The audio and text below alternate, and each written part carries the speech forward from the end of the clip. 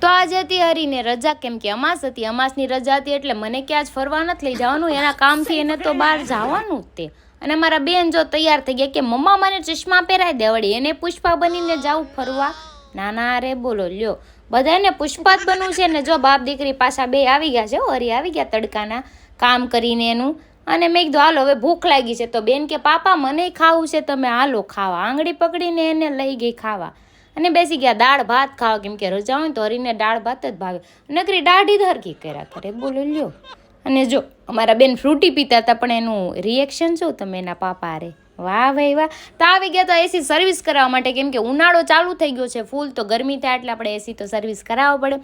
તમારે પણ કરાવવા હોય તો મને કહેજો, હું તમને કોન્ટેક નંબર આપી દઈશ. અને મસ્ત મજાનું ચિલ્ડ કરી દીધું, તો હું તો એસી ચાલુ કરીને થોડીક વાર બેસી ગઈ. તા પાછું અમારું ગટિયું અંદર આવ્યું, જોયું એના પાપાને વળી પપ્પી કરી દીધી. વાહ ભાઈ વાહ. અને જો એસીવાળા ભાઈ થોડીક વાર અમારા ઘરે બેઠા હતા, એની યારે હવાણ કરી અને ફ્રી થઈને સાંજે નીકળી ગયા બહાર, કેમ કે ખાવાનું અમારે બહાર જ હતું. ત્યાં ગયા તો અમારા બીમાર માણસો પણ આવી ગયા હતા. હાથમાં બાટલો ચડાવી હતી, હોય નાખી હતી. અને હરીનું પેન્ટ ઉતરી જતું, પટ્ટો બાંધ્યો હતો. મનોજભાઈ કે હું ક્રીના લઈને મારે, મેં કીધું તમારે ગળું દબાઈ દઉં. ફૂલ લોક જોયું તો મારી ચેનલમાં આવી ગયો છે, જોઈ લેજો. હરી કે છાની મની ખાવા મંડે હતું.